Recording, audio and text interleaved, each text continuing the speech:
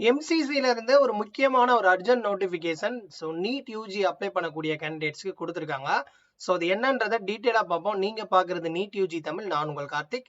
Personal paid counselling services நம்ம கிட்ட available இருக்கு. ஸோ எம்பிபிஎஸ் பிடிஎஸ் கவுன்சிலிங்கோட கைடன்ஸ் சப்போர்ட் வேணும் அப்படின்னு நினைச்சீங்கன்னா நம்மளுடைய வாட்ஸ்அப் குரூப்ல ஜாயின் பண்ணிக்கோங்க. அதோட டீட்டெயில்ஸ் வந்து ஷேர் பண்ணுவாங்க. ஓகே, எம்சிசில நமக்கு ஆல்ரெடி வந்து கவுன்சிலிங்கோட ஸ்கெடியூல் வந்து ஆல்ரெடி ரிலீஸ் பண்ணியிருந்தாங்க. ஸோ இந்த ஸ்கெடியூல்ல பார்த்ததுக்கு அப்புறம் வந்து நிறைய அப்டேட்ஸ் தொடர்ந்து வந்துகிட்டே இருக்கு. இன்னைக்கு முக்கியமான அப்டேட்ஸ் வந்து இந்த மிலிட்ரி கோட்டாவுடைய அந்த ஆர்ம் ஃபோர்ஸ் ஏஎஃப்எம்சி உடைய அந்த மிலிட்ரி கோட்டாக்கான அந்த வெரிஃபிகேஷனுடைய அப்டேட்ஸும், முக்கியமா இன்னொன்னு பிசிக்கலி டிசபிலிட்டி ஸ்டூடெண்ட்ஸ் இருக்காங்களே அவங்களுக்கான அந்த வெரிஃபிகேஷனுடைய அந்த சர்டிபிகேட் வெரிஃபிகேஷன், ஸோ அந்த அவங்களுடைய டிசபிலிட்டியோட அந்த செக்அப் எல்லாமே வந்து ஸோ அதற்கான ப்ராசஸிங்கோடைய நோட்டீஸ் வந்து பண்ணியிருக்காங்க. நான் டீட்டெயில்டாக சொல்கிறேன். ஸோ நீங்கள் எம்சிசி வெப்சைட்டில் எம்சிசி என்ஐசிடான்ற வெப்சைட்டில் போனீங்கன்னா kind attention NEET UG candidates CWN PH இது பிடபிள்யூடி அப்படின்னு இருக்கும். அதை கிளிக் பண்ணி ஓப்பன் பண்ணி செக் பண்ணி பார்த்துக்கோங்க. ஸோ நான் உங்களுக்கு டீட்டெயிலாக வந்து எக்ஸ்பிளைன் பண்ணுறேன்.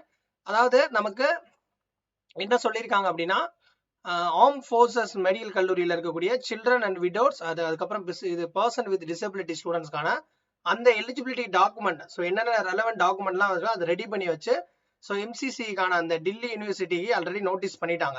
நார்மலா இருக்கக்கூடிய பிடபிள்யூடி அதாவது ஏஎஃப்எம்சி தவிர மற்ற ஜென்ரல் பிடபிள்யூடி கேட்டகரி இருக்காங்களே அவங்களுக்கு மொத்தம் பார்த்தீங்கன்னா ஒவ்வொரு ஸ்டேட்லயும் ஒரு சென்டர் வச்சிருப்பாங்க. ஸோ 16th நோட்டிபிகேஷன் சென்டர் இருக்கு. அங்கே போய் நம்ம டாக்குமெண்ட்ஸ் கொடுத்து அப்பாயின்மெண்ட் வாங்கி அவங்களுடைய டிசபிலிட்டியை வந்து செக் பண்ணுவாங்க, அசஸ்மெண்ட் பண்ணி செக் பண்ணுவாங்க. அதை பத்தின டீடைல்ஸ் நான் சொல்லிடுறேன்.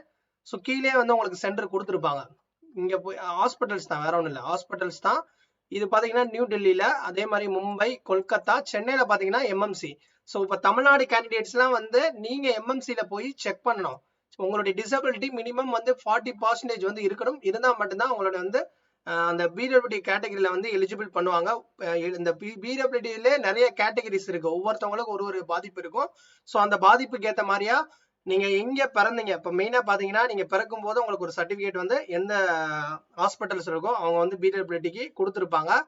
அது போக அடிஷ்னலா நீங்க சென்னைக்கு வந்து நீங்க எம்எம்சியில போய் செக் பண்ணதுக்கு அதுக்கப்புறம் உங்களுக்கு ஒரு டாக்குமெண்ட்ஸ் கொடுப்பாங்க. அதை வச்சுதான் நீங்க வந்து கவுன்சிலிங் அப்ளை பண்ண முடியும். ஓகேவா?